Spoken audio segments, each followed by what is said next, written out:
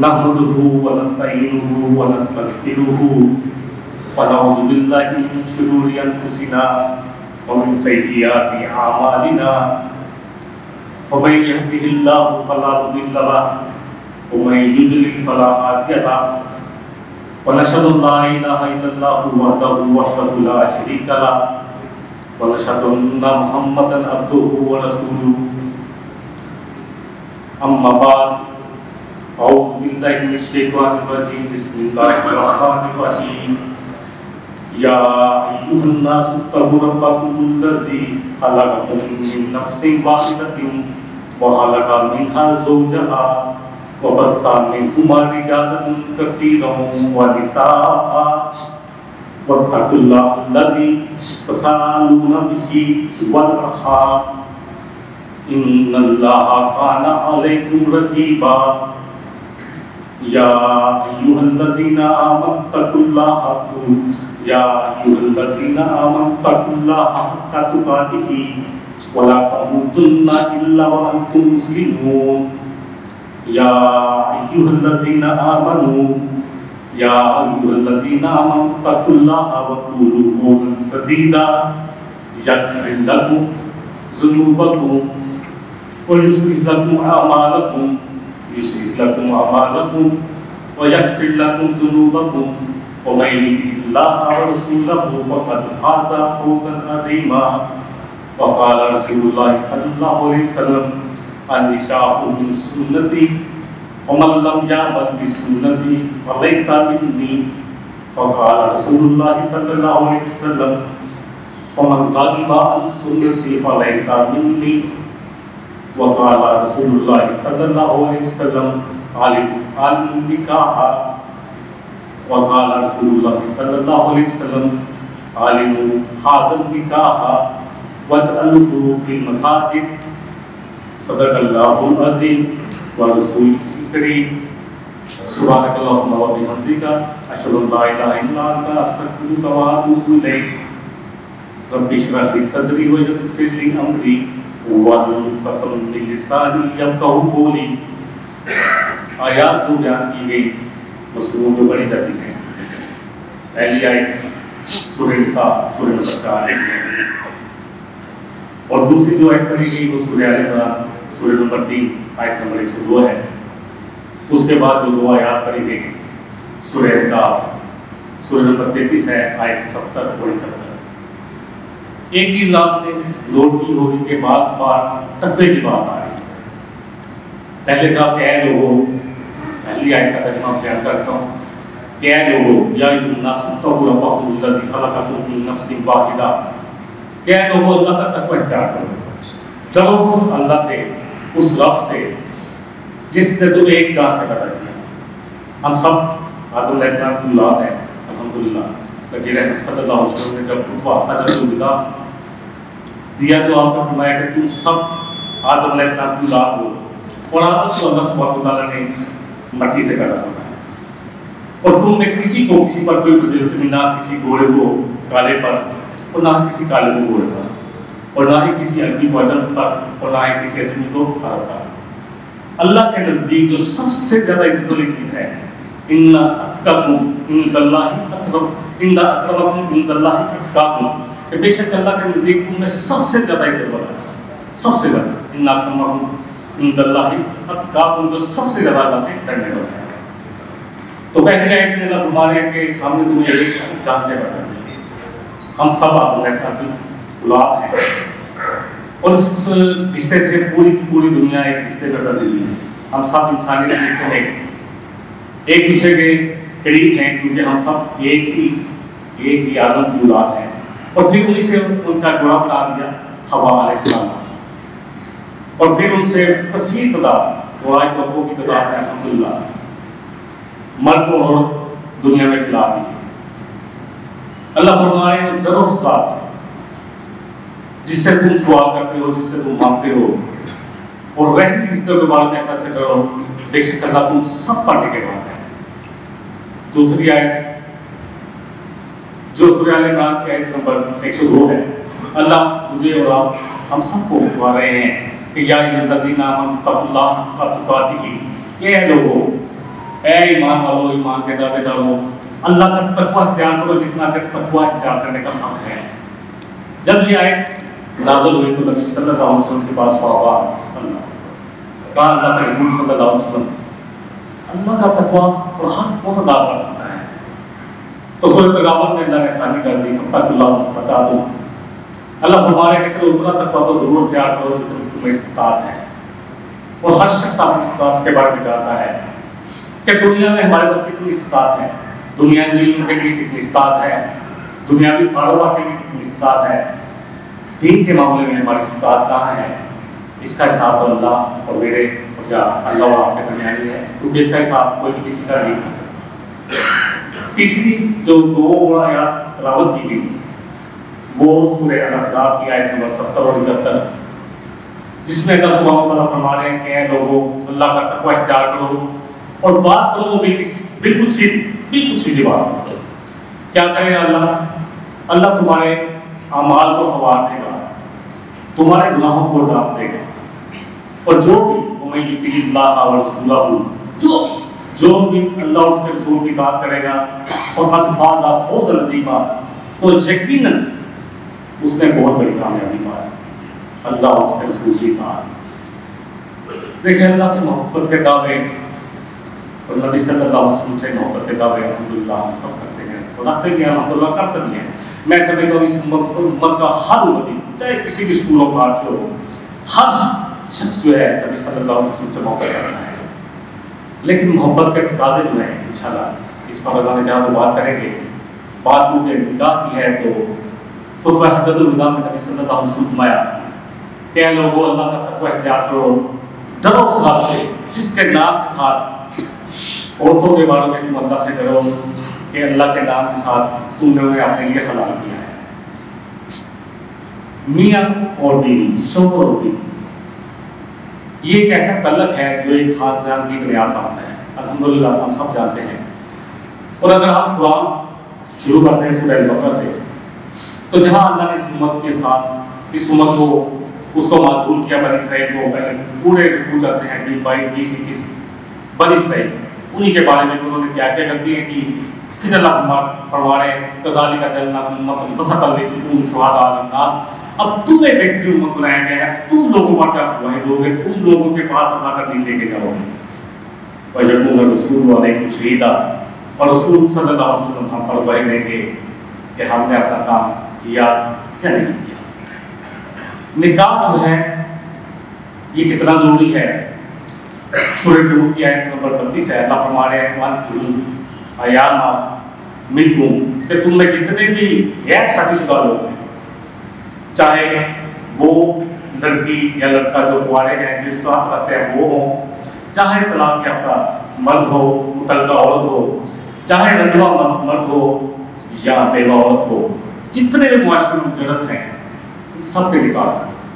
اور آج کا دور تو الحمدللہ ہم سب سمجھتے ہیں کہ طرف فتنوں کا دور ہے، اور میں تو سب سے یہ درخواست بھی کروں گا کہ جو استطاعت رکھتے ہو لمبا نہ کریں، بلکہ بچوں کی شادی جلدی کر دیں، وہ فتنے پھیل رہے ہیں۔ اور اس کے لیے بڑا ضروری ہے کہ نکاح کے بندھن میں ان کو باندھیں، ایک پاکیزہ بندھن جس میں اللہ سبحانہ تعالیٰ نے ہم سب کے لیے خیر بھی رکھی ہے۔ دیکھیں اللہ فرما رہے ہیں، بہت ساری آیات ہیں اللہ کی قرآن میں، اللہ فرما رہے ہیں، سورہ فرقان ہے، سورہ نمبر 25 آیت نمبر 54، هُوَ الَّذِي خَلَقَ مِنَ الْمَاءِ بَشَرًا، وہی ذات تو ہے جس نے ایک حقیر پانی سے ایک انسان کو پیدا فرمایا، فَجَعَلَهُ نَسَبًا وَصِهْرًا، پھر اس کے لیے دو قسم کے رشتے دار ہیں، ایک سسرالی رشتے دار اور ایک نسبی رشتے دار۔ وَقَانَ رَبُّكَ قَدِيرًا، اور اے نبی صلی اللہ علیہ وسلم آپ کے رب بڑا قدرت ہے، بڑا قادر ہے، وہ خوب سمجھتا ہے۔ تو انسان کے دو رشتے الحمدللہ جب شادی ہوتی ہے، نکاح ہوتی ہے تو دو رشتے ہوتے ہیں، لڑکی کے بھی اور لڑکے کے بھی، ایک اپنے نسبی رشتے ماں باپ بہن بھائی، اور ایک سسرالی رشتے وہ بھی اسی طرح عزیز ہو جاتے ہیں۔ شوہر کا رشتہ بیوی کے ساتھ اتنا قریبی ہے کہ یہ وہ پہلا رشتہ ہے جو دنیا میں وجود میں آیا۔ حضرت آدم علیہ السلام کے لیے اللہ نے انہی کی پستی سے اماں حوا علیہ السلام کو پیدا فرما دیا، علیہ السلام کو پیدا فرما دیا۔ تو اصل بات یہ ہے کہ یہ کتنا قریبی رشتہ ہے اور اس میں کتنی خیر ہے.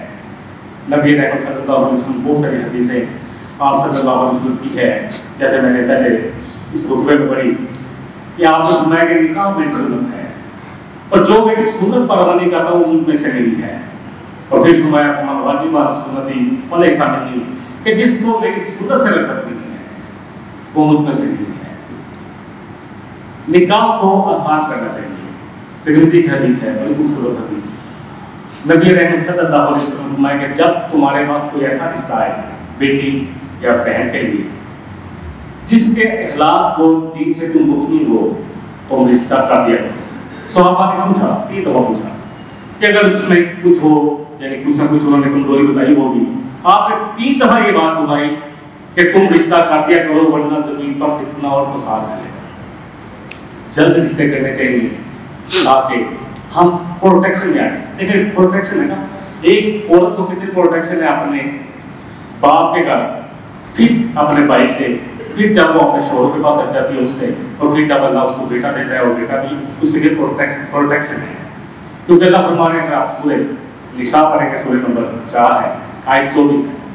اللہ سبحانہ و تعالیٰ اس میں فرما رہے ہیں کہ پہلے آیت نمبر 23 میں اللہ نے بہت سارے حرمت رشتے گنوائے کہ تمہاری مائیں، تمہاری خالائیں، تمہاری بیٹیاں، تمہاری بہنیں، تمہاری پھوپھیاں تمہارے لیے، یہ سب کی سب محرمات ہیں، حرام ہیں تمہارے لیے، کہ تم سے نکاح نہیں ہو سکتا. پھر اسی طرح تمہاری سسرلی مائیں، پھر وہ مائیں، وہ بیٹیاں جو تمہارے گود میں پلتی ہیں، جن کی ماں سے تمہارے تعلق قائم ہو چکے ہیں، پھر دودھ شریک بہن جن کا تم نے دودھ کر کے دیا ہے. اس کے بعد اللہ ہمارے اسی اللہ کہ تمہارے لیے حلال کر دیا گیا ان کہ تم ماں والا ظالم، اس کے علاوہ جتنی بھی عورتیں ہیں تمہارے لیے حلال کر دی گئی. ان تتقوا باموالکم، تاکہ تم ان کو اپنے حق میں ادا کر کے ان سے نکاح کر سکتے ہو. 4 نکاح کیے جا سکتے ہیں الحمدللہ. اور اللہ فرما رہے ہیں مستحین غیر، کہ اللہ اس لیے مستحین غیر مستحین. حسن جو ہے نا، فا اور نون قلعہ بات کے لیے کہتے ہیں پروٹیکٹ کرنے کے لیے، تاکہ ان کو پروٹیکشن ملے. صرف شہوت لانے کے لیے نہیں کیا جائے گا. اور پھر اس طرح بھی نکاح ہو گئے ہیں ہمارے الحمدللہ ثم الحمدللہ. نبی رحمت صلی اللہ علیہ وسلم کی بڑی خوبصورت حدیث ہے، بہت ساری جگہ یہ حدیث ہے. عبداللہ بن عباس راوی ہیں کہ 2 محبت کرنے والوں میں اللہ کے رسول صلی اللہ علیہ وسلم کہ نکاح سے بات میں نے کوئی چیز نہیں پائی. یعنی نکاح سے جو محبت پیدا ہوتی ہے شوہر اور بیوی کے درمیان، اس سے بات پر کوئی چیز نہیں. آج پورا ہم یورپ کا معاشرہ دیکھتے ہیں، یقین کریں پورا کا پورا معاشرہ ہاتھ تک نظام کھول چکا ہے. اور اللہ تعالیٰ ہم سب کو بھی اللہ تعالیٰ بچا کر کے ہماری نسلوں کو تکلیف بھی ہوتی ہے، کیونکہ آہستہ آہستہ اللہ تعالیٰ معاف کرے ہماری نسلیں اس یورپ کی جو اندھی تکلیف میں یا ان کی ترقیاں دیکھ کے یا ان کی ہوشیاریاں دیکھ کے ان کی تکلیف میں لگے ہوئے ہیں. تو بڑا ضروری ہے کہ قرآن کے قریب کیا جائے، نبی صلی اللہ علیہ وسلم کی سنتوں کے قریب کیا جائے. اور نکاح آپ کی سنت میں سے ہے. نکاحوں کو مسجدوں میں منعقد کیوں کیا جائے؟ اس لیے کہ جب ہم مسجد میں نکاح پڑھاتے ہیں، آپ کو پتہ ہے کہ آپ شادی بیاہ میں جاتے ہیں تو الحمدللہ حدیث صاحب نکاح شروع کرتے ہوئے تو لوگ اپنی اپنی باتوں کو مسلم ہوتے ہیں. ہم سب اللہ تعالیٰ معاف کریں. کوئی سیاست کی بات کر رہا ہے، کوئی اپنی بات کر رہا ہے، میوزک کو تھوڑی دیر کے لیے بند کر دیا جاتا ہے، اور اس کے بعد جیسے ہی آواز آتی ہے کہ آپ دعا کرتے ہیں تو لوگوں کو پتہ نہیں کہ کیا خطبہ کہا گیا، کیا تذکیر دی گئی، کیا نصیحت دی گئی، اور پھر اس کے بعد لوگوں کو نہیں پتا کہ کیا دعا مانگی گئی. تو بس آدمی کہہ کے فوراً اللہ اکبر، اللہ کی نافرمانیاں شروع ہو جاتی ہیں، اونچی آواز میں میوزک بجا دیے جاتے ہیں. اللہ تعالیٰ ہم سب کو معاف کرے. تو مقصد صرف یہ ہے کہ نکاح کا اتنا پاکیزہ بندھن ہے. نبی رحمت صلی اللہ علیہ وسلم نے فرمایا کہ اے نوجوانوں کی جماعت، جو تمہیں اسٹارٹ کرتا ہو تو وہ نکاح کرے، اور جو استطاعت نہ رکھتا ہو، یعنی اس کے بعد مالی صاحب نہ ہو یا ایسا نہ ہو، تو وہ کیا کرے؟ وہ کثرت سے روزہ رکھے، کیونکہ روزہ جو ہے یہ شہوت کو کم کرنے کی چیز ہے. الحمدللہ. اسی طرح آپ صلی اللہ علیہ وسلم کی کچھ حدیثیں تھوڑی سی مختصر بات کر کے ختم کر لیتے ہیں. آپ صلی اللہ علیہ وسلم نے فرمایا کہ حق میں جو ہے عبد الرحمن بن عوف رضی اللہ عنہ کو مسلم مالک کے حدیث کے راوی ہیں کہ آپ صلی اللہ علیہ وسلم کے پاس آئے. آ کر انہوں نے عرض کی، آپ پاس آئے تو لوگوں کے کپڑوں پر ایک داغ لگا ہوا تھا، سب پیلے رنگ کا زرد رنگ. تو اسے یہ کہا آپ کو کہا اللہ کے رسول صلی اللہ علیہ وسلم میں نے نکاح کیا ہے. ہجرت کر کر آئے تھے، نئے نئے اپنا سارا کاروبار سارا مال قربان کر کر آئے تھے، آپ کا نکاح کیا تو نبی رحمت صلی اللہ علیہ وسلم پوچھا کہ حکمت دیا ہے؟ کہاں دیا ہے؟ گٹکی کے برابر چھوٹی گلی جو ہے سونے کی، کیونکہ اس وقت مال نہیں تھا، تو نبی رحمت صلی اللہ علیہ وسلم فرمایا کہ ولیمہ ضرور کرنا، چاہے تمہارے پاس ایک بکری کیوں نہ ہو۔ اسلامک فنکشن جو ہے، اسی لیے شادی کا جو ہے وہ سب سے بڑا ولیمہ ہی ہے، اور ولیمہ ہی ہونا چاہیے، زیادہ فنکشنوں سے بچنا چاہیے۔ اسی طرح نبی صلی اللہ علیہ وسلم کی ایک حدیث ہے کہ آپ نے فرمایا کہ آپ نے ایک شخص سے کہا کہ فلاں سے تمہارا نکاح کر دو، تو اس نے کہا جی اللہ کے رسول صلی اللہ علیہ وسلم۔ پھر آپ نے صحبت سے پوچھا کہ فلاں شخص سے تمہارا نکاح کر دیا تھے، اس نے عرض کیا اللہ کے رسول صلی اللہ علیہ وسلم، تو آپ نے فرمایا کہ نکاح میں سب سے بہترین نکاح وہ ہے جو آسان ہو، آسانیاں کریں۔ آسانی والے نکاح جب ہوں گے تو یقین کریں بہت ساری بچیوں کے نکاح، بہت ساری بچیاں ہماری بیٹھی ہوئی ہیں جو عورتیں نکاح اس وجہ سے نہیں ہو سکتے کہ نکاح میں بہت سارے لوگ یقین کریں ہم نے ڈال دیا۔ سورہ الراف کی آیت ہے، بڑی زبردست آیت ہے، اللہ فرمانے میں میرا عذاب ہے جس کو چاہوں میں دوں گا، آیت نمبر 156 ہے۔ موسیٰ علیہ السلام سے جب کہا وَرَحْمَتِي وَسِعَتْ كُلَّ شَيْءٍ، آپ اللہ نے فرمایا کہ میری رحمت ہے کہ ہر چیز بسائی ہوئی ہے، اور میں لکھ دوں گا میرے منوں کے لیے جو تقوی کی نمت پر چلنے والے ہوں گے، جو اس نبی کی اتباع کریں گے جو نبی امی محمد صلی اللہ علیہ وسلم کی، اور وہ کیا ان کی صفات ہے، ان کی نبی صلی اللہ علیہ وسلم کی کیا صفات ہوں گی؟ اللہ آپ کی صفات یہ ہوں گی یامرون بالمعروف وینہاہم عن المنکر، کہ وہ ان کو معروف کا جو ہے اس کا حکم دیں گے اور منکرات سے روکیں گے، اور ان کے لیے حلال کریں گے طیبات کو، وَيُحِلُّ لَهُمُ الطَّيِّبَاتِ، ان کے لیے طیبات پاکیزہ چیز کو حلال کریں گے، وَيُحَرِّمُ لَهُمْ، اور ان کے لیے لَهُمُ الْخَبَائِثَ، اور ان کے لیے خبیث چیزوں کو حرام کریں گے، وَجَزَاءُ عَنْهُمْ إِسْرَارُهُمْ، اور ان سے وہ بوجھ دور کریں گے جاہلیت کے زمانے میں۔ یقین کریں جاہلیت کا زمانہ، کبھی سیرت کی کتاب پڑھیں، ابھی مختوم پڑھیں، تجلیات نبوت پڑھیں، تو آپ دیکھیں گے وہ چیزیں آج ہم اپنے طور پہ فیشن سمجھ رہے ہیں، یہ تو سب کچھ جاہلیت میں ہوتا۔ آپ تو آئے اس لیے تھے تاکہ یہ وہ جو ہے نا جو جاہلیت کے بوجھ ہیں ہم سے وہ ہٹا دیے جائیں، وَأَغْلَالَ الَّتِي كَانَتْ عَلَيْهِمْ، وہ بوجھ جو توق ہم نے اپنے ڈالے ہوئے گردنوں میں، کوئی اللہ تعالیٰ معاف کرے ہندوانہ رسومات سمجھتے ہیں کہ شادی کے شاید 10-15 فنکشن ہوگی تو پھر شادی ہوگی، ہر وہ پہ اللہ کہتا ہے کہ میری شادی ہوگی، اور پھر جب سنتے ہیں تو شادی اپنی ناکام ہے۔ وجہ کیا ہے؟ وجہ اللہ اور اس کے رسول کی مہارت ہے، وجہ اللہ اور اس کے رسول کی نافرمانی ہے۔ تو کوشش کریں کہ شادی اللہ نے دیا ہوا ہے، ضرور دے، تحفہ دینا ہے، لیکن کوشش یہ کریں کہ تحفہ جو ہے وہ اپنی بیٹی کو دیا جائے بجائے کہ اس کے سسرالیوں کو دیا جائے۔ اللہ تعالیٰ مجھے اور آپ کو ہم سب کو توفیق بھی دے۔ ایک فنکشن کی طرف آئے، ولیمہ جو ہے بڑا خوبصورت فنکشن ہے، بارات اگر کرنی ہے تو اتنی سادگی سے ہو، اور میں تو سمجھتا ہوں کہ الحمدللہ ثم الحمدللہ جتنے بھی لڑکے والے ہیں وہ بھی پہلے تو اپنے آپ کو کنٹرول کریں کہ بارات بس مخصوص خاندان کے کچھ لوگ ہونے چاہیے، 25-30-40 اتنے بھی ہوں، اور اسی طرح لڑکی والوں سے بھی تو بات ہے کیونکہ وہ بھی نہیں مانتے، جب ان سے کہا جاتا ہے کہ بارات نہ کرے تو ان کے بھی بیچاروں میں کئی مسائل آتے ہیں کہ خاندان والے کیا کہیں گے۔ جب تک ہم یہ خاندان کو دیکھنا بند نہیں کریں گے، یقین کریں، اور پھر میں بہت سارے دیندار لوگوں کو بھی جانتا ہوں، لیکن جب شادیوں پہ جاتا ہوں تو تکلیف ہوتی ہے کہ شاید دین ہم سمجھتے ہیں کہ مسجد تک ہی ہے، کہ مسجد کے بعد باہر دین نہیں ہے، اور جب میری خوشی میری غمی ہوگی پھر تو دین پتہ نہیں کہاں ہوتا ہے، اللہ تعالیٰ معاف کرے ہمیں شاید پتہ نہیں ہوتا، ہم اپنی خوشی کو اپنے حساب سے سیلیبریٹ کرنا چاہتے ہیں اور اتنی نمود و نمائی کرتے ہیں۔ اللہ فرمانے ہیں وَلَا تُبَذِّرْ تَبْذِيرًا إِنَّ الْمُبَذِّرِينَ كَانُوا إِخْوَانَ الشَّيَاطِينِ۔ اللہ اکبر، یہ جو نمود و نمائی کرتے ہیں یہ تو شیطانوں کے بھائی ہیں، بہت سارے لوگ پر دل چلتا ہے، یہ کرے ہمارے غریب اس طرح پر دل چلتا ہے، کوشش کریں کہ سادگی کی طرف آئیں، انشاءاللہ اسی میں میری اور آپ کے لیے ہم سب کے لیے خیر بھی ہے، اور دیکھیں کہ معاشرے میں کتنا امن آئے گا، کتنا سکون آئے گا۔ کوشش کریں کہ اپنے حصے کی شمع ضرور لیں، کہتے ہیں शिकवे जुल्म शब से तो कोई बेहतर था, अपने हिस्से की क्षमा दिलाते जाते। तो जितना कोई भी इस काम करता है जरूर की कोशिश करें। बस इतनी ही आपसे करनी थी। हम इंशाअल्लाह ताला निकाह में जो चीज़ें हैं उनमें इजाबो कबूल है, गुआहान है, लड़की की तरफ से बली, क्योंकि बली के बगैर कोई औरत कोई किसी औरत का निकाह नहीं कर सकती। बली के बगैर निकाह नहीं है, नबी सल्लल्लाहु अलैहि वसल्लम ने फरमाया। हाँ, वो जो शोहर दिता है यानी बेवा या मुतल्लका, उसकी राय को ज्यादा तरजीह दी जाएगी, लेकिन कुंवारी लड़की की इजाजत के बगैर उसका निकाह नहीं हो सकता। इसमें हमें चाहिए कि उसकी निकाह करना, निकाह बच्ची का हो रहा है उससे इजाजत करें और वो पूरी तरह राजी हो। नबी रहमत सल्लल्लाहु अलैहि वसल्लम के उनको भी जो है मुगीरा बिन शुअबा से रिवायत है, आमर बिन उक़बा इस हदीस के रावी हैं कि उन्होंने कहा कि मैं शादी करना चाहता हूँ। तो आपने फरमाया, नबी सल्लल्लाहु अलैहि वसल्लम फरमाया कि लड़की को देखा है? कहा नहीं। कहा देख लो ताकि तुम्हें मुआफ़क़त पैदा हो जाए।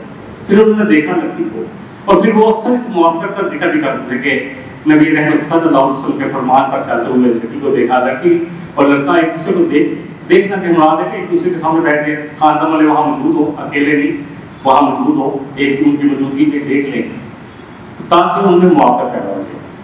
ये सारी चीज़ों का मकसद ये है। तो बात वली की इजाज़त चाहिए और जो बच्ची है जिससे मेरे बेटे का हुज़ैफा का निकाह हो रहा है, मानू काशिफ उसका नाम है, और उसकी तरफ से वली जो है उसके चचा यासिर हैं, यासिर हमीद उनका नाम है।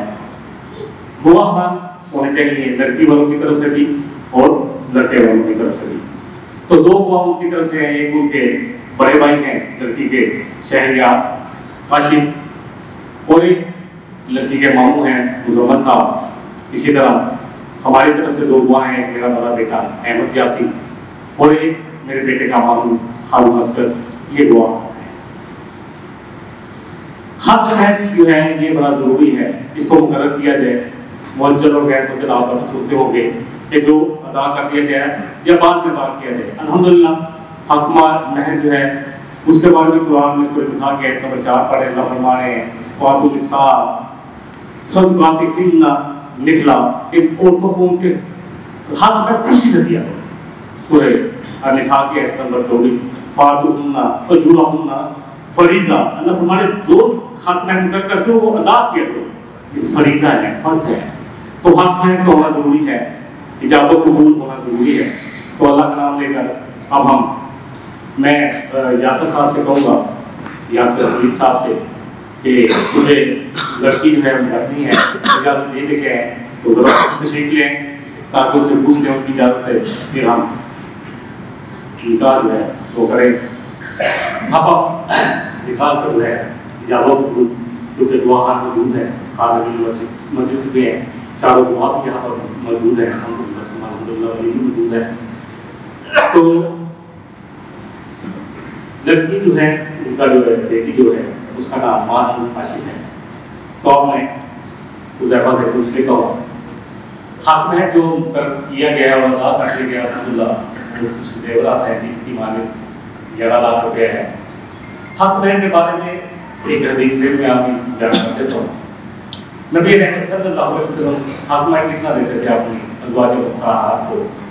हज़रत आयशा सिद्दीक़ा रज़ियल्लाहु अन्हा से पूछा गया, आप रज़ियल्लाहु अन्हा ने फरमाया कि नबी सल्लल्लाहु अलैहि वसल्लम पारा हो गया और एक लाश, फिर आप रज़ियल्लाहु अन्हा अफ़ीफ़ा खाना अल्लाह अकबर बड़ी ज़बरदस्त पर्सनैलिटी है हज़रत आयशा सिद्दीक़ा बड़ा अन्हा का उनका बड़ा हिस्सा है कंट्रीब्यूशन अभी तक हम तक पहुँचने में।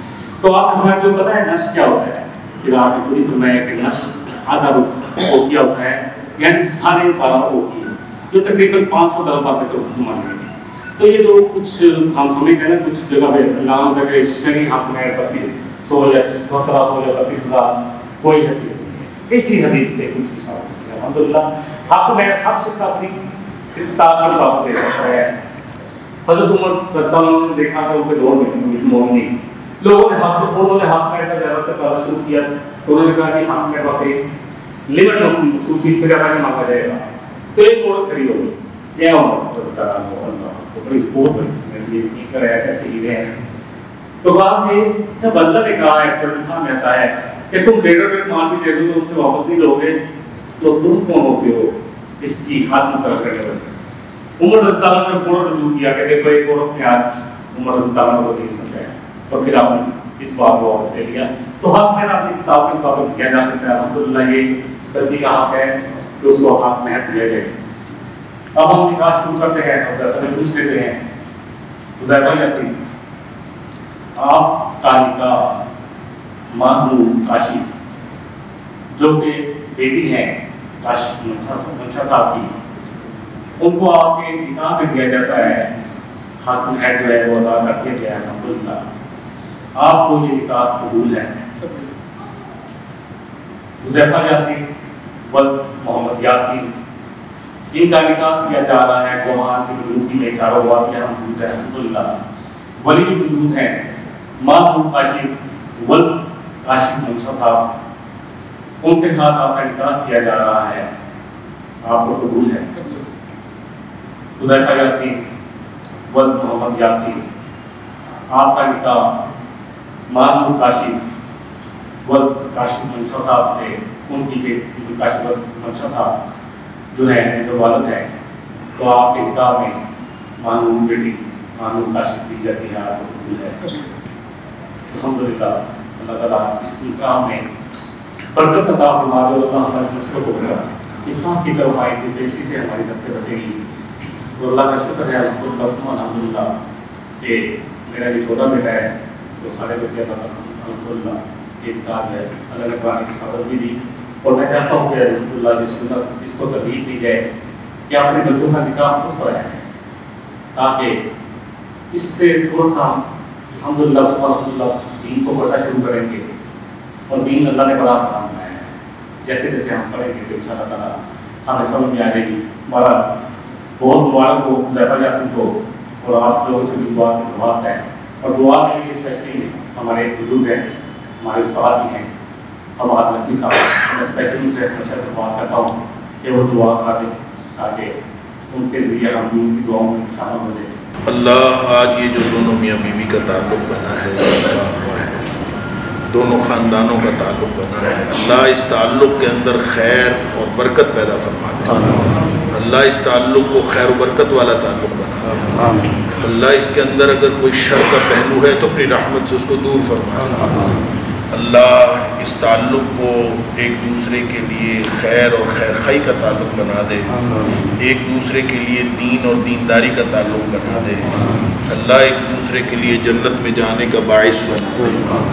اللہ ان دونوں میاں بیوی کے درمیان محبت پیدا فرما دے. اللہ ان کے درمیان ویسی محبت پیدا فرما دے جیسی محبت تمہیں عائشہ صدیقہ رضی اللہ تعالیٰ عنہ اور نبی اکرم صلی اللہ علیہ وسلم کے درمیان پیدا فرما دے. اللہ ان دونوں خاندانوں کے لیے اس تعلق کو، ان دونوں میاں بیوی کے لیے دنیا اور آخرت کی حقیقی خوشیوں کا باعث بنا دے. اللہ اس تعلق کو دونوں خاندانوں کے لیے، دونوں میاں بیوی کے لیے دنیا اور آخرت کی حقیقی خوشیوں کا باعث بنا دے. اللہ اس تعلق کو دونوں میاں بیوی کے لیے جنتی نسل کی بنیاد بنا دے. اللہ اس تعلق کو جنتی نسل کی بنیاد بنا دے. اللہ ہماری نسلوں میں سے کوئی جہنمی پیدا نہ فرما. اللہ ہماری نسلوں میں سے کوئی جہنمی پیدا نہ فرما. اللہ ہماری اپنی پچھلی نسلوں کو جنتی دے. اللہ ہمارے گزشتہ زندگی کی گناہ معاف فرما.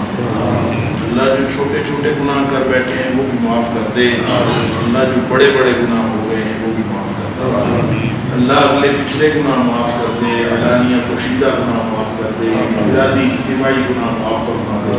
اللہ ہمارے اہل خانہ کو معاف کر دے. ہماری اولادوں کو معاف فرما دے. ہمارے دوست احباب کی مغفرت فرما دے. اللہ ہمارے رشتہ داروں کی مغفرت فرما دے. ہمارے آبا و اجداد کی مغفرت فرما دے. اللہ تمام مرحومین کی مغفرت فرما دے. اللہ ہماری بقیہ زندگی اپنی رضا اور اپنی پسند کے مطابق بنا لے.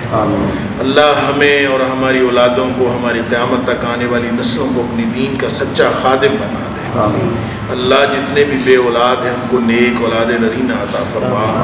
اللہ جتنے بھی صاحب اولاد ہیں ان کو اولاد کی طرف سے ہر قسم کی پریشانی دور فرما. اللہ ہماری اولادوں کی اصلاح فرما دے. اللہ ہماری اولادوں کی حفاظت فرما. اللہ ہماری اولادوں کو ہمارے آنکھوں کی ٹھنڈک بنا. اللہ ہمیں اور ہماری اولادوں کو ہماری قیامت تک آنے والی نسلوں کو متقین کا امام بنا دے. اللہ جن بچے بچیوں کی رشتوں کی پریشانیاں ہیں اللہ وہ پریشانیاں بھی دور فرما دے. اللہ عزت آبرو کے ساتھ بہترین رشتوں کا بندوبست فرما دے. اللہ سب کی عزت و آبرو قائم رکھنا. اللہ جن بچے بچیوں کی صحت کی پریشانیاں وہ بھی دور فرما دے. جن کی تعلیم کی پریشانیاں وہ بھی دور فرما دے. جن کے گھر بار کی پریشانیاں وہ بھی دور فرما دے. جن کے کاروبار کی پریشانیاں اللہ وہ بھی دور فرما دے. اللہ تمام پریشان حال لوگوں کی پریشانیاں دور فرما. تمام بیماروں کو شفائے کاملہ و عاجلہ عطا فرما. اللہ تمام مقروضوں کو قرض سے نجات عطا فرما. اللہ خزانہ غیب سے قرض کی ادائیگی کا بندوبست فرما. اللہ مشکوک روزی اور رزق حرام سے بچا لے. اللہ رزق حلال وافر عطا فرما دے. اللہ دنیا آخرت کی ہر طرح کی محتاجیاں دور فرما دے. اللہ دنیا آخرت کی ہر طرح کی خوشحالیاں عطا فرما دے. اللہ دنیا آخرت کی ہر طرح کی رسوائیوں سے بچا لے. اللہ دنیا آخرت کی ہر طرح کی عزتیں عطا فرما. اللہ ہماری دنیا بھی بہترین کر دے. اللہ ہماری آخرت بھی بہترین کر دے. اللہ ہم سب کو جنت الفردوس کے اندر اکٹھا فرما دے. اللہ ہم سب کو جنت الفردوس کے اندر اپنے حبیب صلی اللہ علیہ وآلہ وسلم کا ساتھ نصیب فرما. اللہم وفقنا لما تحب وترضى. ربنا آتنا في الدنيا حسنة وفي الآخرة حسنة وقنا عذاب النار. اللهم أصلح لنا ديننا الذي هو عصمة أمرنا وأصلح لنا دنيانا التي فيها معاشنا وأصلح لنا آخرتنا التي فيها معادنا واجعل الحياة زيادة لنا في كل خير واجعل الموت راحة لنا من كل شر. ربنا تقبل منا إنك أنت السميع العليم وتب علينا إنك أنت التواب الرحيم. وصلى الله تعالى على خير خلقه محمد وآله وصحبه أجمعين.